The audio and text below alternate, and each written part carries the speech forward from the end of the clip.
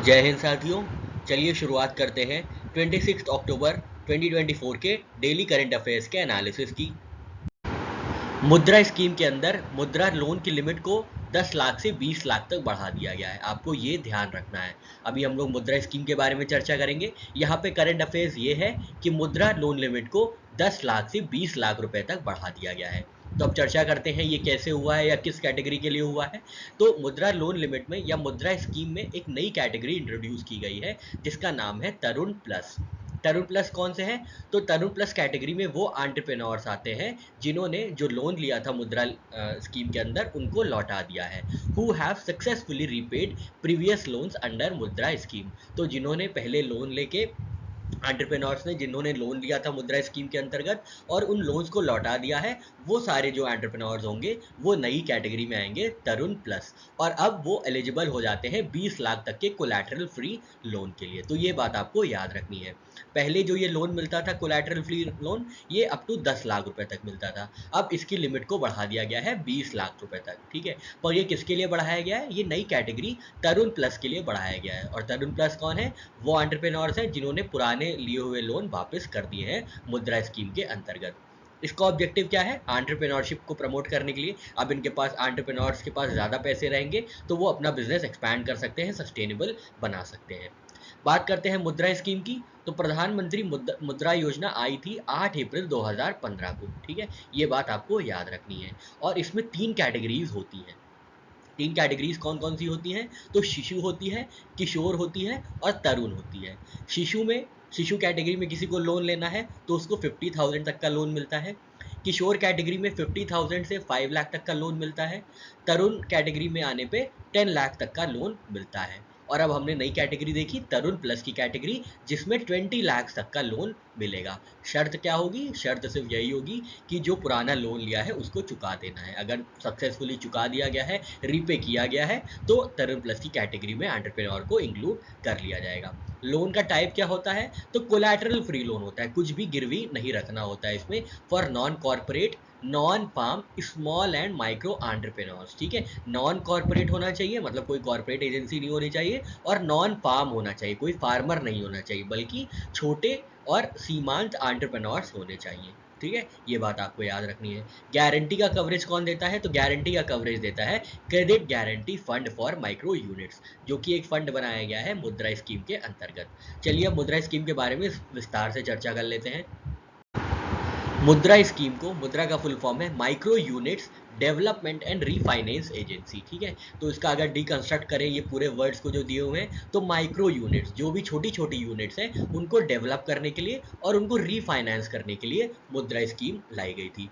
मुद्रा स्कीम आई थी 2015 में। प्रधानमंत्री मुद्रा योजना लॉन्च की गई थी 8 अप्रैल 2015 को। इसके अंतर्गत क्या होता है? इसके अंतर्गत लोन्स दिए जाते हैं 10 लाख रुपए तक के। 10 लाख तक के लोन दिए जाते हैं। किसको? नॉन कॉर्पोरेट को। कोई भी कॉर्पोरेट एजेंसी जो ना हो वो लोन ले सकती है।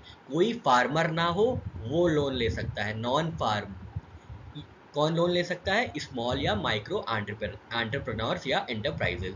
कोई भी छोटे या सीमांत एंटरप्रेन्योर्स हैं या एंटरप्राइजेज हैं, वो 10 लाख रुपए तक का लोन लेके अपना बिजनेस ग्रो कर सकते हैं, एक्सपैंड कर सकते हैं। तो मुद्रा स्कीम का ऑब्जेक्टिव जो है टू फंड द अनफंडेड, उनको फंड करना है जिनके पास फंड नहीं है, by integrating MSMEs into formal financial system. ठीक है, micro small and medium enterprises को फॉर्मल फाइनेंशियल सिस्टम में इंटीग्रेट करना एक ऑब्जेक्टिव हो जाता है मुद्रा स्कीम का। टाइप ऑफ स्कीम देखें तो ये सेंट्रल सेक्टर की स्कीम है, मतलब पूरा का पूरा जो पैसा या खर्च वहन करेगी वो केंद्र सरकार करेगी। इसमें राज्य सरकार कोई भी हिस्सेदारी नहीं देगी, कोई भी वित्तीय सहायता राज्य सरकार की तरफ से नहीं होगी। सारी की सारी वित्तीय सहायता जो है वो केंद्र सरकार की तरफ से मिलेगी, सेंट्रल गवर्नमेंट की तरफ से मिलेगी। किसकी स्कीम है? तो ministry of micro small and medium enterprises की ये स्कीम है मुद्रा स्कीम। फंडिंग प्रोविजन क्या क्या है? तो micro units development refinance agency limited Mudra provides refinancing support to banks. क्या करता है मुद्रा? जो मुद्रा लिमिटेड है वो पैसे देता है बैंक्स को, एनबीएफसीज को, माइक्रो फाइनेंस इंस्टीट्यूशंस को, और फिर ये सारे इंस्टीट्यूशंस जाके जो भी छोटे एंटरप्रेन्योर्स हैं उनको फंड करते हैं, उनको पैसा देते हैं। Mudra does not lend directly to individuals या एंटरप्राइजेस। मुद्रा जो है डायरेक्टली लेंड नहीं करता है, डायरेक्टली उधार नहीं देता है कोई भी इंडिविजुअल या एंटरप्राइजेस को, क्योंकि बैंक्स, एनबीएफसीज और माइक्रो फाइनेंस इंस्टीट्यूशंस के पास क्या होता है, सारे कस्टमर्स के केवाईसी नॉर्म्स होते हैं, नो योर कस्टमर्स के सारे प्रोविजंस ये लोग फॉलो करते हैं, जिसकी वजह से इनको यूज़ किया जाता है आगे रिफाइनेंस करने के लिए। तो मुद्रा के पास ऐसी कोई सर्विस नहीं है, इसलिए मुद्रा क्या करती है, मुद्रा पैसे देती है, रिफाइनेंसिंग करती है बैंक्स को, एनबीएफसीज को और माइक्रो फाइनेंस इंस्टीट्यूशंस को, जो इंटर्न इंडिविजुअल्स और एंटरप्राइजेस को लोन देते हैं। एलिजिबल बोरोवर्स हमने देखे, नॉन कॉर्पोरेट होने चाहिए और नॉन फार्म होने चाहिए। स्मॉल बिजनेस सेगमेंट होना चाहिए, जैसे कि इंडिविजुअल है, कोई एक व्यक्ति है, कोई प्रोपराइटी कंसर्न है, कोई पार्टनरशिप में है, कोई प्राइवेट और पब्लिक लिमिटेड कंपनी है छोटी, या अदर कोई लीगल एंटिटी है, तो वो एलिजिबल बोरोवर्स हो जाते हैं मुद्रा स्कीम के अंतर्गत। लोन अमाउंट क्या है, लोन अमाउंट 10 लाख तक का है, ठीक है, 10 लाख मैक्सिमम तक का लोन मिल सकता है मुद्रा स्कीम के अंतर्गत for income generating activities in manufacturing, trading, processing and service sectors. ठीक है, तो मैन्युफैक्चरिंग सेक्टर में, ट्रेडिंग सेक्टर में, प्रोसेसिंग सेक्टर में और सर्विस सेक्टर में ये लोन 10 लाख रुपए तक का मिल सकता है।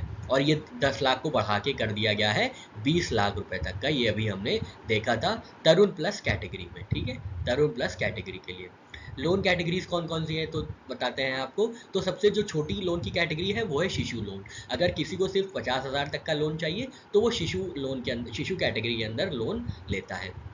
कोई भी इंडिविजुअल है, कोई भी एंटरप्रेन्योर है, कोई भी प्राइवेट एंटरप्राइज है, पार्टनरशिप में है, तो अगर उनको 50,000 तक का चाहिए तो वो शिशु कैटेगरी के अंदर आते हैं। इसके बाद आती है किशोर कैटेगरी। अगर किसी को 50,000 से 5 लाख तक का लोन लेना है तो वो किशोर कैटेगरी के अंदर आ जाता है।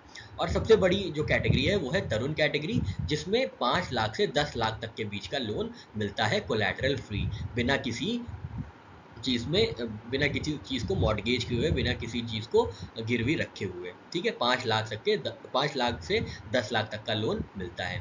और फिर अभी हमने देखा तरुण प्लस कैटेगरी, जिनमें क्या होता है 10 लाख से 20 लाख तक का लोन लिया जा सकता है। तरुण प्लस कैटेगरी, जहाँ पे 20 लाख तक का लोन लिया जा सकता है। तरुण कौन सी कैटेगरी होगी, तो तरुण प्लस वो कैटेगरी होगी जिन्होंने जो अर्लियर लोन्स लिए थे मुद्रा स्कीम के अंतर्गत वो सारे रीपे कर दिए हैं। कोलैटरल और प्रोसेसिंग, कोई भी कोलैटरल और कोई भी प्रोसेसिंग चार्ज नहीं है। लोन यूटिलाइजेशन, लोन को कैसे यूटिलाइज किया जा सकता है, तो टर्म लोन्स के लिए भी यूटिलाइज किया जा सकता है और वर्किंग कैपिटल लोन्स के लिए भी यूटिलाइज किया जा सकता है। मुद्रा स्कीम के अंतर्गत एक मुद्रा कार्ड भी दिया जाता है जो कि डेबिट कार्ड होता है। ठीक है, for easy access to working capital को इजीली एक्सेस करने के लिए डेबिट कार्ड भी मिल जाता है। मेंबर लेंडिंग इंस्टीट्यूशंस कौन से हैं, तो हम लोग ने देखे पब्लिक सेक्टर बैंक्स हैं, प्राइवेट सेक्टर बैंक्स हैं, रीजनल रूरल बैंक्स हैं, कोऑपरेटिव बैंक्स हैं, माइक्रो फाइनेंस इंस्टीट्यूशंस हैं, एनबीएफसीज हैं और स्मॉल फाइनेंस बैंक्स हैं। क्रेडिट को गारंटी कौन करता है, जो भी क्रेडिट दिए जाते हैं उनकी गारंटी कौन लेता है, तो उनकी गारंटी ली जाती है credit guarantee fund for micro units which was established in 2015। ठीक है, तो अगर कोई भी जो जिसने भी लोन लिया है, कोई भी व्यक्ति या कोई भी एंटरप्राइज जिसने लोन लिया है और वो चुकाने में असफल रहते हैं, तो ये इसकी भरपाई करता है credit guarantee fund for micro units. इसमें कोई डायरेक्ट सब्सिडी नहीं आती है। ठीक है, ये बात आपको याद रखनी, कोई डायरेक्ट सब्सिडी नहीं आती है, लेकिन अगर कोई स्कीम लिंक हो गई है जो ऑफर करती है सब्सिडी, तब आ सकती है। ठीक है, अपने आप में इंडिविजुअली स्टैंड अलोन इस स्कीम में कोई भी सब्सिडी का प्रोविजन नहीं है। ठीक है, तो यहाँ पे हमने micro units development and refinance agency limited scheme की बात की।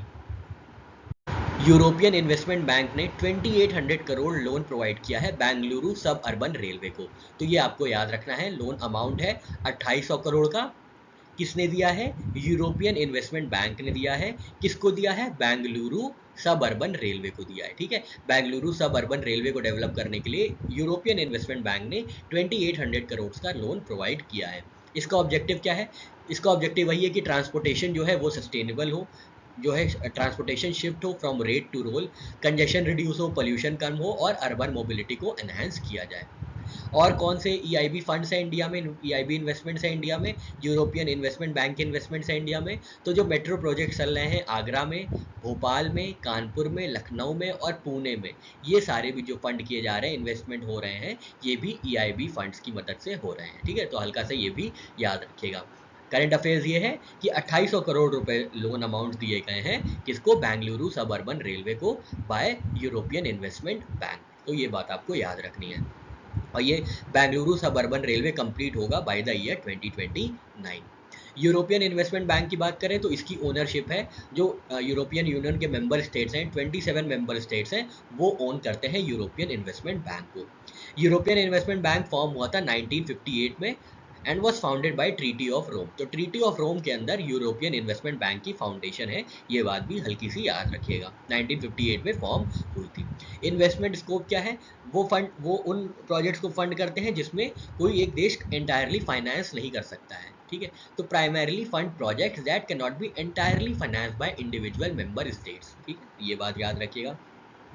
कुछ ये लीडरशिप पोजीशन में आ गए थे उस ग्रीन फाइनेंस के एरिया में। तो ये जो यूरोपियन इन्वेस्टमेंट बैंक है, it is one of the world largest green financers and it was also first institution to issue green bonds. तो ग्रीन बॉन्ड इशू करने वाला ये पहला इंस्टीट्यूशन था, यूरोपियन इन्वेस्टमेंट बैंक। हेडक्वार्टर्स कहाँ है? किचबर्ग लग्जमबर्ग में, ठीक है, ये यहाँ पे मिस हो गया है, माफ़ कीजिएगा, ये पूरा है। किचबर्ग लग्जमबर्ग में यूरोपियन इन्वेस्टमेंट बैंक की हेडक्वार्टर्स है, ठीक है। तो यहाँ पे हमने ओनरशिप देखी, 27 EU स्टेट्स ओनरशिप है इनकी। इस्टेब्लिशमेंट हुआ था 1958 में। इन्वेस्टमेंट स्कोप वो है, उन प्रोजेक्ट्स को फंड किया जाता है जहाँ पे एंटायरली कोई भी मेंबर स्टेट इसको पूरी तरीके से कोई भी प्रोजेक्ट को फंड नहीं कर सकता है, तब यूरोपियन इन्वेस्टमेंट बैंक इन्वेस्टमेंट करता है लोन की। ग्रीन फाइनेंस लीडरशिप की बात करी थी कि पहला इंस्टीट्यूशन था जिन्होंने ग्रीन बॉन्ड को इशू किया था 2007 में, और इनका हेडक्वार्टर्स यूरोपियन इन्वेस्टमेंट बैंक का हो जाता है लग्जमबर्ग में। एयरबस ने इंडिया और साउथ एशिया हेडक्वार्टर और ट्रेनिंग सेंटर का इनॉग्रेशन किया है दिल्ली के इंदिरा गांधी इंटरनेशनल एयरपोर्ट में, ये बात आपको याद रखनी है। तो किसने अपना इंडिया और साउथ एशिया का हेडक्वार्टर्स और ट्रेनिंग सेंटर स्टैब्लिश किया है दिल्ली में? तो ये जो कंपनी है ये है एयरबस। और कहाँ पे किया गया है ये? तो ये भी आपको याद रखना है, ये किया गया है दिल्ली के इंदिरा गांधी इंटरनेशनल एयरपोर्ट में, ठीक है, ये बात आपको याद रखनी है। दिल्ली के इंदिरा गांधी इंटरनेशनल एयरपोर्ट में एयरबस ने इंडिया और साउथ एशिया में अपना हेडक्वार्टर्स और ट्रेनिंग सेंटर इनॉग्रेट किया है, ठीक है। अब नाम से ही समझ में आ रहा है कि ट्रेनिंग सेंटर है, तो ये क्या करेगा, ये फैसिलिटी क्या करेगी? ये फैसिलिटी ट्रेन करेगी पायलट्स को, टेक्नीशियंस को। साथ ही साथ एयरबस की जो इंडस्ट्रियल फुटप्रिंट है उसको भी एक्सपैंड करेगी इंडिया में। ट्रेनिंग कैपेसिटी, तो 800 पायलट्स को ट्रेन किए जाएंगे, 800 पायलट्स ट्रेन किए जाएंगे और 200 टेक्नीशियंस ट्रेन किए जाएंगे। की इंफ्रास्ट्रक्चर क्या है इनका? तो A320 सिमुलेटर है, ये 4 A320 सिमुलेटर्स यहाँ पे इंस्टॉल किए जाएंगे, ठीक है। तो आपको सिमुलेटर्स नहीं याद रखना है, बस आपको ये याद रखना है कि एयरबस ने कहाँ पे अपना इंडिया और साउथ एशिया का हेडक्वार्टर्स और ट्रेनिंग सेंटर इनॉग्रेट किया है। तो ये दिल्ली के इंदिरा गांधी इंटरनेशनल एयरपोर्ट में ये हुआ है, ठीक है। एयरबस की बात कर लें तो ये यूरोपियन एयर स्पेस कॉरपोरेशन है, याद रखिएगा। कई बार पूछा जाता है कि कोई आपसे ऐसे एग्जाम्स में क्वेश्चन पूछे जाते हैं, मैच द फॉलोइंग में आपको एक तरफ कंपनीज दे देते हैं और आप दूसरी तरफ आपको उनकी पेरेंट नेशन दे देते हैं। तो आपको याद रखना है ये यूरोपियन कंपनी है, नेदरलैंड्स की, ठीक है। इसका प्राइमरी बिजनेस क्या है एयरबस का? तो नाम से ही समझ में आ रहा है, एयर से रिलेटेड। तो ये क्या करते हैं? ये एयरक्राफ्ट को डिज़ाइन करते हैं और मैन्युफैक्चर करते हैं। साथ ही साथ डिफेंस और स्पेस डिवीजन में भी है, हेलीकॉप्टर डिवीजन में भी है, ठीक है। तो इनका प्राइमरली जो मेन काम है इनका कमर्शियल एयरक्राफ्ट को डिज़ाइन करना और मैन्युफैक्चर करना। ग्लोबल पोजीशन है इनकी क्या? ये वर्ल्ड के लार्जेस्ट मैन्युफैक्चरर हैं एयरलाइनर्स के सिंस 2019, ठीक है। तो हल्का सा एक फैक्ट है, याद रखिएगा। ये इस्टेब्लिश किए गए थे 1970s में। फिर क्या हुआ था, दो चार कॉरपोरेशंस आपस में मिलके मर्ज होके इनकॉर्पोरेट होके आपस में 2000 में ये बन गई एयरबस। 2000 में ये कुछ मर्जर्स के बाद डासा, कासा, मात्रा, ये सब मर्जर के बाद क्या हुआ, ये एयरबस कहलाने लगी। CEO है गोलम पौरी, नाम याद रखिएगा हल्का सा, कोई रटने वाली बात नहीं है, इतना डीप में नहीं पूछते, फिर भी आपको एक बैकग्राउंड इन्फॉर्मेशन पता होनी चाहिए। हेडक्वार्टर्स, लीगल हेडक्वार्टर्स है इनका लाइडन नेदरलैंड्स में और मेन ऑफिस है इनका ब्लैकनैक फ्रांस में। तो ये फ्रांस की कंपनी है, याद रखिएगा, इनका मेन ऑफिस मतलब फ्रांस में है। और ये यूरोपियन स्पेस कॉरपोरेशन में यूरोपियन एरोस्पेस कॉरपोरेशन की इनकी टाइप है एयरबस की। कुछ बातें आपको बता दें, एयरबस जो है अभी हमने आपको यहाँ पे बताया था कि ये वर्ल्ड लार्जेस्ट मैन्युफैक्चरर है, ये सेकंड लार्जेस्ट मैन्युफैक्चरर है, ठीक है। ये सेकंड लार्जेस्ट मैन्युफैक्चरर है आफ्टर बोइंग जो USA की है। उसके बाद एयरबस दूसरे नंबर की world largest manufacturer of airliners है एयरबस। और एयरबस को ओन कौन करता है? तो German, French, Spanish European aeronautic defence and space company. तो 3 कंट्रीज मिलकर इसको ओन करती हैं एयरबस को, जर्मन, फ्रेंच, स्पेनिश। लद्दाख के चूसुल में solar hydrogen based microgrid install की गई है, ये बात आपको याद रखनी है। ये जो कोलैबोरेशन हुआ है ये एनटीपीसी और इंडियन आर्मी के बीच हुआ है। तो हल्का सा याद रखिएगा कि सोलर हाइड्रोजन बेस्ड माइक्रोग्रिड कहाँ पे अभी लगाई गई है, कहाँ पे इनॉग्रेट की गई है या इंस्टॉल की गई है, तो ये चूसुल जो कि लद्दाख में है वहाँ पे की गई है। किसके कोलैबोरेशन से? तो एनटीपीसी और इंडियन आर्मी के कोलैबोरेशन से की गई है। पर्पस क्या है? स्टेबल पावर सप्लाई होनी चाहिए आर्मी की लोकेशंस की यूजिंग ग्रीन हाइड्रोजन। कैपेसिटी है 200 किलोवाट की, ठीक है। तो अब बस इतना याद रखिएगा आप कि सोलर हाइड्रोजन बेस्ड माइक्रोग्रिड कहाँ पे इंस्टॉल की गई है, तो चूसुल लद्दाख में की गई है। फिर बात करते हैं 17th urban mobility India conference expo 2024 की। तो 17th urban mobility India conference and expo 2024 organise किया गया है गांधीनगर गुजरात में, ठीक है। गांधीनगर गुजरात में ये ऑर्गेनाइज किया गया है, होस्ट किया गया है 17th urban mobility India conference and expo 2024। तो ये आपको एडिशन याद रखना है, ठीक है, एडिशन भी याद रखना है और थीम भी याद रखनी है और साथ ही साथ लोकेशन याद रखनी है। तो एडिशन हो गया urban mobility India conference and expo 2024 का 17th, लोकेशन हो गई गांधीनगर गुजरात और थीम हो गई standardisation and optimisation of urban transport solutions, ठीक है। ये बात याद रखिएगा, थीम क्या हो गई? Standardisation and optimisation of urban transport solutions, standardisation and optimisation of urban transport solutions. Open source AI innovation के लिए मेटा ने पार्टनरशिप की है इंडिया एआई से और ministry of information electronics and information technology के साथ। तो आपको याद रखना है कि ओपन सोर्स एआई इनोवेशन को डेवलप करने के लिए इंडिया में मेटा ने पार्टनरशिप की है इंडिया एआई से और ministry of electronics and information technology से। तो की पार्टनर्स कौन कौन है? मेटा है, इंडिया एआई है और ministry of electronics and information technology है। इसमें मेजर इनिशिएटिव्स क्या लिए गए हैं? जेनरेटिव एआई सेंटर इस्टेब्लिश किया जाएगा आईआईटी जोधपुर में, बहुत ज़्यादा इंपॉर्टेंट है, याद रखिएगा, ठीक है। जेनरेटिव एआई सेंटर इस्टेब्लिश किया जाएगा, यहाँ पे जेनरेटिव आर्टिफिशियल इंटेलिजेंस को डेवलप किया जाएगा। कहाँ पे इस्टेब्लिश होगा इसका सेंटर? तो आईआईटी जोधपुर में इस्टेब्लिश किया जाएगा। फिर स्किलिंग होगी एआई में और कैपेसिटी बिल्डिंग होगी आर्टिफिशियल इंटेलिजेंस में। जेनरेटिव एआई सेंटर का नाम होगा सृजन, ठीक है, ये बात आप याद रखिएगा, सृजन नाम होगा। कहाँ पे इस्टेब्लिश किया जाएगा? आईआईटी जोधपुर में। इससे क्या होगा सृजन से? तो जो कि नेशनल चैलेंजेस हैं हेल्थ केयर में, मोबिलिटी में, एजुकेशन में, उनको मीट किया जाएगा। स्टार्टअप इकोसिस्टम को सपोर्ट मिलेगा और एआई रिसोर्सेज की एक्सेसिबिलिटी बढ़ेगी। ये कुछ काम है जेनरेटिव एआई सेंटर के आईआईटी जोधपुर में, ठीक है। फिर क्या होगा? एआई को यूज़ किया जाएगा for skilling and capacity building which is part of Yuva AI project targets training of 1 lakh youth aged 18 to 13 AI and large language models LLMs, includes a generative AI resource hub, features dedicated courses for young developers and hackathons to encourage open source AI development, ठीक है। तो AI skilling capacity building में क्या होगा? UI project use हो जाएगा, 1 lakh youth को training दी जाएगी लार्ज लैंग्वेज मॉडल्स की, जिसको फॉलो करते हैं लार्ज लैंग्वेज मॉडल्स फॉलो करते हैं आर्टिफिशियल इंटेलिजेंस को। साथ ही साथ generative AI resource hub establish किया जाएगा, डेडिकेटेड कोर्सेज रहेंगे ताकि जो यंग डेवलपर्स हैं और हैकाथॉन्स में जो पार्टिसिपेट करते हैं उनको उनका क्या हो, उनकी कैपेबिलिटी एनहांस हो पाए। फंडिंग एंड कोलैबोरेशन क्या है? तो मेटा की फंडिंग है up to 750 lakhs over 3 years और ये कोलैबोरेट करेंगे किसके साथ? गति शक्ति विश्वविद्यालय के साथ और एम्स जोधपुर के साथ to enhance research and technology transfer. Gati Shakti विश्वविद्यालय हमारा ट्रांसपोर्टेशन में और मोबिलिटी में एनहांसमेंट करेगी एआई का और एम्स जोधपुर हेल्थ केयर में एनहांसमेंट करेगी एआई का, ठीक है। तो यहाँ से ये पार्टनरशिप निकल के आई है। तो ये बहुत इंपॉर्टेंट न्यूज़ है, आपको याद रखनी है। 7th anti submarine warfare shallow watercraft Abhay को लॉन्च किया गया है, तो आपको याद रखना है ये कौन सा anti submarine warfare shallow watercraft है? एसडब्ल्यूसी। तो ये 7th नंबर का है, आपको ये याद रखना है, ठीक है। कहाँ पे लॉन्च किया गया है? कट्टुपल्ली फैसिलिटी में लॉन्च किया गया है, एलएनटी की कट्टुपल्ली फैसिलिटी में।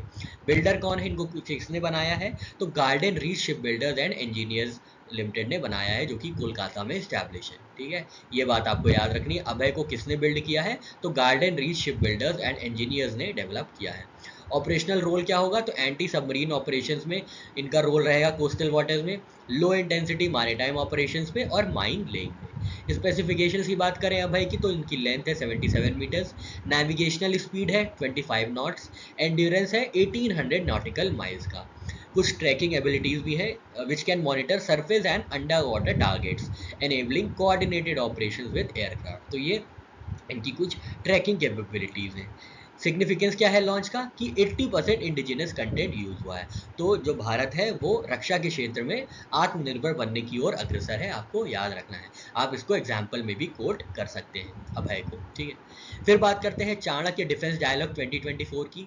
ये कहाँ पे होस्ट किया गया था? ये मानिक शॉ सेंटर न्यू दिल्ली में होस्ट किया गया था। किसने होस्ट किया है? तो इंडियन आर्मी ने होस्ट किया है। ये बात याद रखनी है आपको, कंफ्यूज नहीं होना है। इंडियन आर्मी ने चाणक्य डिफेंस डायलॉग 2024 दिल्ली में होस्ट किया है। एडिशन कौन सा है? तो सेकेंड एडिशन है, ये बात याद रखिएगा। थीम सबसे ज़्यादा इंपॉर्टेंट हो जाती है। थीम क्या है चाणक्य डिफेंस डायलॉग की?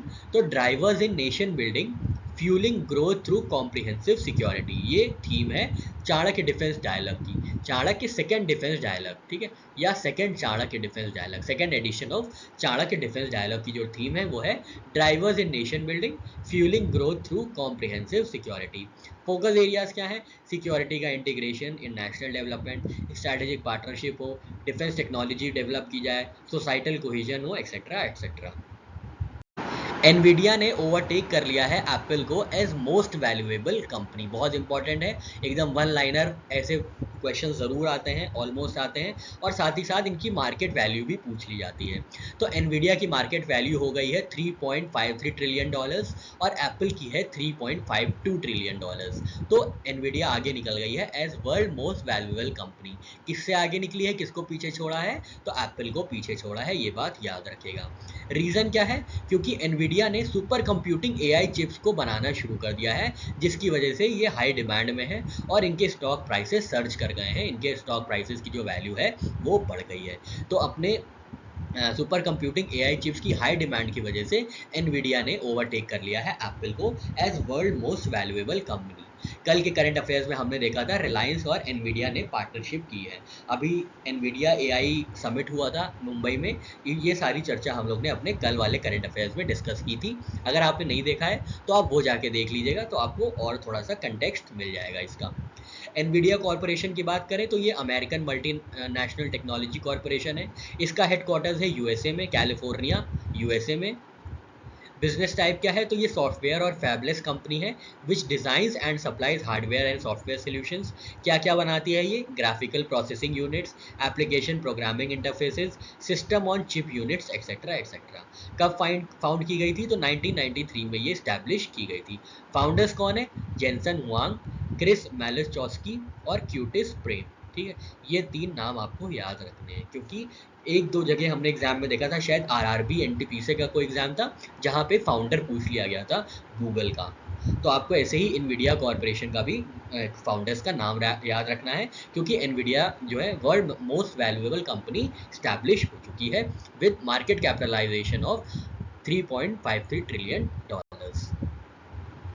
अमिताभ चौधरी को रीअपॉइंट किया गया है as MD and CEO of Axis Bank, ठीक है। तो हल्का सा याद रखिएगा, अमिताभ चौधरी को फिर से रीअपॉइंट किया गया है as MD and CEO of Axis Bank. इनका ड्यूरेशन रहेगा 2027 तक इनका ड्यूरेशन रहेगा। Election commission of India and Uzbekistan के इलेक्शन कमीशन ने क्या किया है? एक एग्रीमेंट साइन किया है फॉर इलेक्टोरल कोऑपरेशन। तो आपको याद रखना है, इलेक्टोरल कोऑपरेशन के लिए इलेक्शन कमीशन ऑफ इंडिया ने किसके साथ पार्टनरशिप की है? तो उज्बेकिस्तान की सेंट्रल पोल बॉडी से ये पार्टनरशिप हुई है, ठीक है। तो ये दो इलेक्शन मैनेजमेंट बॉडीज़ का आपस में एक अग्रीमेंट है, जिससे क्या होगा? इससे इंटरेक्शन बढ़ेगा और इंटरेक्शन स्ट्रेंथन होगा, और इससे क्या है? म्यूचुअल बेनिफिट मिलेगा दोनों डेमोक्रेसीज को। अब यहाँ पे इलेक्शन कमीशन की बात हुई है, तो एक बार इलेक्शन कमीशन की चर्चा कर लेते हैं। इलेक्शन कमीशन ऑफ इंडिया की बात करें तो इलेक्शन कमीशन ऑफ इंडिया एक कॉन्स्टिट्यूशनल बॉडी है। कॉन्स्टिट्यूशनल बॉडी क्यों है? क्योंकि article 324 of the Indian constitution में इलेक्शन कमीशन ऑफ इंडिया की बात करी गई है, इसलिए ये कॉन्स्टिट्यूशनल बॉडी हो जाती है। इनके पास क्या क्या पावर्स हैं? तो ये इनके पास superintendence, direction and control of elections of parliament, state legislatures, vice president and president of India. तो ये बात आपको याद रखनी है, किनके इलेक्शंस के कंडक्ट करती है इलेक्शन कमीशन ऑफ इंडिया? तो पार्लियामेंट के इलेक्शंस, स्टेट लेजिस्लेचर के इलेक्शंस, प्रेसिडेंट के इलेक्शंस और वाइस प्रेसिडेंट के इलेक्शंस। और ये याद रखना है, पंचायत और म्यूनिसिपल इलेक्शंस ये नहीं कंडक्ट करती है। पंचायत और म्यूनिसिपल इलेक्शंस कंडक्ट किया जाता है स्टेट इलेक्शन कमीशन द्वारा, ठीक है, ये बात आपको याद रखनी है। कॉन्स्टिट्यूशनल प्रोविजन तो हमने बताया आपको, आर्टिकल 324 जो है इंडियन कॉन्स्टिट्यूशन का, this covers composition, powers, function and services condition of ECI, election commission of India members. Composition की बात करें तो कितने मेंबर्स और कितने कमिश्नर हैं, तो एक चीफ इलेक्शन कमिश्नर है और 2 इलेक्शन कमिश्नर्स हैं, एज डिटर्मिन्ड बाय प्रेसिडेंट। तो प्रेसिडेंट डिटर्मिन करता है कि कितने कमिश्नर्स होंगे या कितने चीफ इलेक्शन कमीशन होंगी या कितने इलेक्शन कमिश्नर्स होंगे, ठीक है, ये बात आपको याद रखनी है। चेयरपर्सन कौन होता है, जो चीफ इलेक्शन कमीशन होता है वो चेयरपर्सन या चेयरमैन एक्ट करता है of election commission of India, ठीक है। अपॉइंटमेंट ऑफ रीजनल कमिश्नर्स, तो रीजनल कमिश्नर्स अपॉइंट होता है प्रेसिडेंट द्वारा in consultation with ECI. ECI से कंडक्ट करने के बाद, इलेक्शन कमीशन ऑफ इंडिया से कंसल्ट करने के बाद जो रीजनल कमिश्नर्स अपॉइंट होते हैं वो प्रेसिडेंट द्वारा अपॉइंट किए जाते हैं। करेंट कॉम्पोजिशन हमने देखा, chief election commissioner plus 2 election commissioners.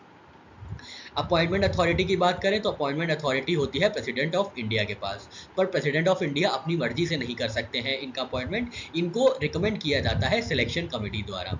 Election commissioners को की रिकमेंडेशन आती है सिलेक्शन कमेटी द्वारा। और ये जो प्रोसीजर है ये इस्टेब्लिश किया गया था 2023 के एक्ट में, तो ये बात आपको याद रखनी है, ठीक है। Election commission, conditions and service of election commissioners and transaction of business act 1991 के अंतर्गत 2023 एक्ट के अंतर्गत ये फैसला लिया गया था कि प्रेसिडेंट ऑफ इंडिया तो अपॉइंट करेंगे इलेक्शन कमिश्नर्स को, पर सिलेक्शन कमेटी के रिकमेंडेशंस के बेसिस पे। अब सिलेक्शन कमेटी में कौन कौन होता है, तो सिलेक्शन कमेटी में होते हैं prime minister of India, union minister nominated by prime minister and leader of opposition इन लोकसभा, ठीक है। तो 3 लोग होते हैं सिलेक्शन कमेटी में। अब सिलेक्शन कमेटी के पास नाम कौन भेजता है, तो सर्च कमेटी होती है जिसको हेड किया जाता है कैबिनेट सेक्रेटरी द्वारा। तो कैबिनेट सेक्रेटरी जो होते हैं सर्च कमेटी के चेयरमैन होते हैं और ये सजेस्ट करते हैं सिलेक्शन कमेटी को 5 नाम, जिनमें से 3 नाम सिलेक्ट करने होते हैं for election commissioners and chief election commissioner, ठीक है। और ये सर्च कमेटी या पहले सर्च कमेटी सिलेक्शन कमेटी को 5 नाम भेजती है और फिर सिलेक्शन कमेटी प्रेसिडेंट को रिकमेंड करती है जो भी उनको नाम ठीक लगता है। चेंज इन अपॉइंटमेंट प्रोसेस कब हुआ है, तो ये 2023 के एक्ट में हुआ है, ठीक है। Earlier process were where appointments were based on the recommendations from union council of ministers. पहले यूनियन काउंसिल ऑफ मिनिस्टर्स क्या करते थे, रिकमेंड कर देते थे और प्रेसिडेंट साहब उनको अपॉइंट कर देते थे। टर्म क्या है चीफ इलेक्शन कमिश्नर्स का, तो 6 ईयर्स और 65 years of age, whichever is earlier. Resign कैसे कर सकते हैं, बाय राइटिंग टू प्रेसिडेंट को लिख के वो रिजाइन कर सकते हैं। और रिमूवल कैसे होगा, same process as removal of supreme court जज। जैसे सुप्रीम कोर्ट के जज को हटाया जाता है, रिमूव किया जाता है, वैसे ही चीफ इलेक्शन कमिश्नर को हटाया जाएगा। याद रखिएगा चीफ इलेक्शन कमिश्नर के रिमूवल की बात हो रही है, ठीक है। और जो अदर इलेक्शन कमिश्नर्स हैं और रीजनल कमिश्नर्स हैं उनका रिमूवल अलग तरीके से होता है। जो चीफ इलेक्शन कमिश्नर का रिमूवल होता है वो सिर्फ सुप्रीम कोर्ट के जज के रिमूवल की तरीके से होता है, which requires special majority resolution in both houses of parliament और प्रूव मिसबिहेवियर और incapacity as the grounds. Ground क्या होंगे, प्रूव मिसबिहेवियर या इनकैपेसिटी, जो कि कहीं डिफाइंड नहीं है इंडियन कॉन्स्टिट्यूशन, ठीक है। और अदर इलेक्शन कमिश्नर को कैसे रिमूव किया जाता है, तो ये रिकमेंडेशन पे रिमूव किया जाता है chief election commissioner.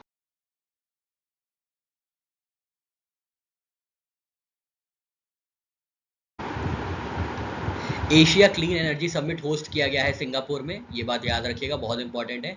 Asia clean energy summit Singapore में होस्ट किया गया बिटवीन 22 अक्टूबर टू 24 अक्टूबर 2024 और ये 11वां एडिशन है, इसका 11वां एडिशन है एशिया क्लीन एनर्जी समिट का, सिंगापुर में हुआ है, ठीक है। कॉन्टेक्स्ट क्या है, सिंगापुर के इंटरनेशनल एनर्जी वीक में एशियन क्लीन एनर्जी समिट को भी होस्ट किया गया था। ऑर्गेनाइजर्स रहे हैं energy research institute and solar energy research institute of Singapore. Supporters रहे हैं Asian development bank, Singapore economic development board, energy market authority, enterprise Singapore. इन समिट का गोल और थीम्स क्या रही हैं, तो सस्टेनेबल फ्यूचर को शेप करना in Asia Pacific region, clean energy strategies को डेवलप करना, नेट जीरो टारगेट्स को एक्सेलरेट करना और इनोवेशंस करना क्लीन एनर्जी टेक्नोलॉजी में, ठीक है। तो खैर आपको इतना कुछ नहीं याद रखना है, आपको बस इतना याद रखना है कौन सा एडिशन है। तो 11th एडिशन है एशिया क्लीन एनर्जी समिट का, और लोकेशन क्या है, तो लोकेशन सिंगापुर है।